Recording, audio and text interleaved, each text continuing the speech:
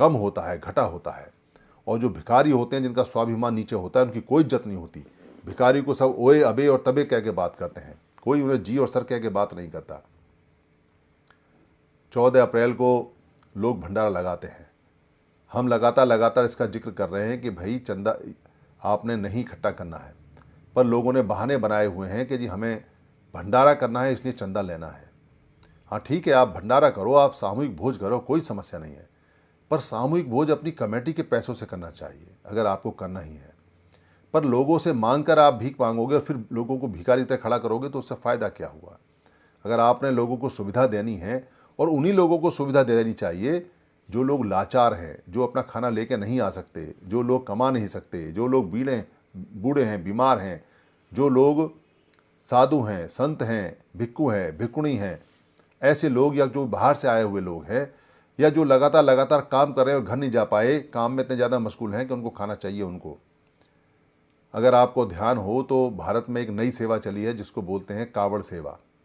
कावड़ सेवा के अंदर लोग कावड़ लेके जाते हैं और कावड़ में रास्ते में उनको खाना मिलता है, सुविधाएं मिलती हैं, पर एक नियम है वहाँ कि वो जो सुविधाएं लेते हैं और जो खाना लेते हैं उसके बदले में पेमेंट करते हैं ताकि उनका स्वाभिमान ऊपर रहे। वो वहाँ चाहे 1 रुपया दें, चाहे 2 दें, चाहे 50 दें या कुछ दें, पर बिना पेमेंट के आगे नहीं बढ़ते। अगर खाएंगे, पिएंगे, सोएंगे वहाँ तो उसका पेमेंट दे के जाते हैं। ये स्वाभिमानी परंपराएं हैं। फोकट का खाएंगे तो स्वाभिमान खत्म हो जाएगा, तो व्यक्ति खत्म हो जाएगा, तो परिवार खत्म हो जाएगा, तो पूरी कौम खत्म हो जाएगी। किसी का खाएं और निगाह ना झुके, ऐसा हो नहीं सकता। इसलिए अगर सामूहिक भोज करना पड़े और भंडारा करना पड़े तो भंडारे में अपना हिस्सा डालें, अपना भात डालें। और अगर अपना हिस्सा और भात नहीं डाल रहे हैं तो खाना खाने के बाद पेमेंट जरूर करें, चाहे 2 रुपये करें या 5 करें, और उसको दें कि नहीं हमारा नियम है कि हम फ्री का नहीं खाते। आपके पास 20 रुपये नहीं है, कोई बात नहीं, 5 रुपये दो, पर दे के जाओ। ये फोकट का खाने का और फ्री का खाने का अपने दिमाग से निकाल देना चाहिए। ये दिमाग को ख़त्म कर देता है, ये जहर है। ये जो हम भंडारे में खाना खाते हैं भिखारियों की तरह, ये हमारी पूरी मूवमेंट और पूरी नस्ल के लिए जहर का काम करता है। ये खाना नहीं है, ये हमारे स्वाभिमान को ले जाता है। ये खाना नहीं है, ये बेइज्जती है। ये खाना नहीं है। ये 14 अप्रैल को जो हमें भंडारे लगातार मिलता है, ये हमारे बाबा साहब का अपमान है। ये खाना नहीं है। जो लाचार मजबूर हैं उनके लिए होना चाहिए, पर जो सक्षम हैं और जो अच्छे तगड़े हैं, जो अपना खाना लेकर जा सकते हैं और जो खिला भी सकते हैं, वो किस लिए लाइन में लगते हैं। कौन से देश में ऐसे लोग हैं जो लाइन में लगते हैं। इस भारत को छोड़ के कहीं कोई लाइन में नहीं लगता। इस भारत में ही सबसे ज़्यादा है और सारे समणे लाइन में लगते हैं, कोई वमण लाइन में लगता। देखो आप 14 अप्रैल को ध्यान से, क्या कोई वमण लाइन में लगा? और देखो 8वीं को और अष्टमी को ध्यान से, क्या कोई वमण लाइन में लगा? नहीं लगते। क्यों नहीं लगते? क्यों नहीं खाते वो लोग? क्या उनको फ्री का अच्छा नहीं लगता, या फ्री में कोई दिक्कत है, या खाने में कोई दिक्कत है? कोई दिक्कत नहीं है, क्योंकि वो खाना इज्जत के साथ नहीं है, वो खाना बेइज्जती के साथ है।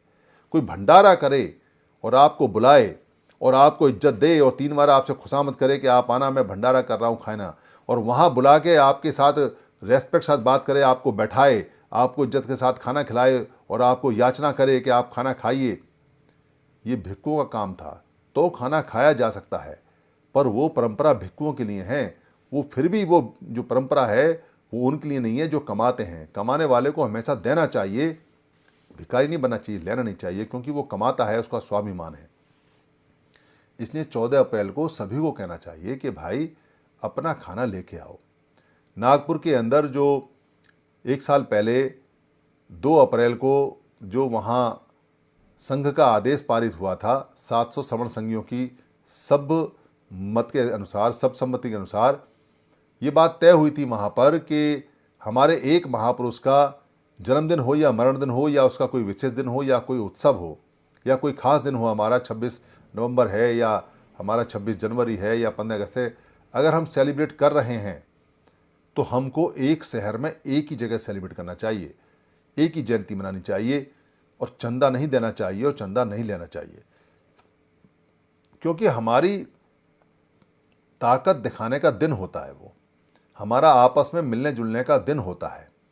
अगर एक ही शहर के अंदर हमने 20 फ्रंट खोल लिए और 20 जगह हमने जयंती मनाई, और वो भी अलग अलग जातियों की, अलग अलग संस्थाओं की, तो हम कहाँ मिले?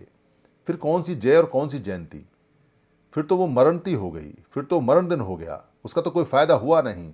हमारी तो शक्ति टूट गई। हम 14 अप्रैल मनाते हैं, हम 26 जनवरी मनाते हैं, हम 26 नवंबर मनाते हैं, हम 6 दिसंबर मनाते हैं, हम बुद्ध पूर्णिमा मनाते हैं, हम ज्योतिबा फुले का जन्मदिन मनाते हैं, हम माता सावित्रीबाई का जन्मदिन मनाते हैं, हम इतने सारे लोग महापुरुषों का कोई ना कोई खास दिन मनाते हैं, सारी पूर्णमासी मनाते हैं, पर उसका फ़ायदा क्या? अगर अलग अलग मनाते हैं तो उसका तो नुकसान ही नुकसान है। वो तो हमें ख़त्म कर रही है, वो तो जहर है हमारे लिए, वो तो हमारे बच्चों के लिए जहर है।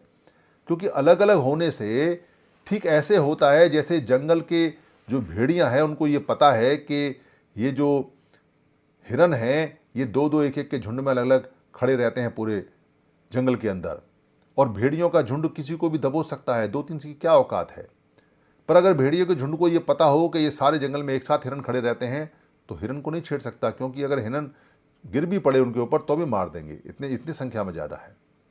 तो आप अगर अलग अलग जाके मनाते हो जयंती तो किसका फ़ायदा होता है? समड़ों का तो कोई फ़ायदा होता नहीं, क्योंकि अगर समड़ों का फ़ायदा होता तो हम 1956 के बाद से लगातार बाबा साहब की जयंती मनाते आ रहे हैं।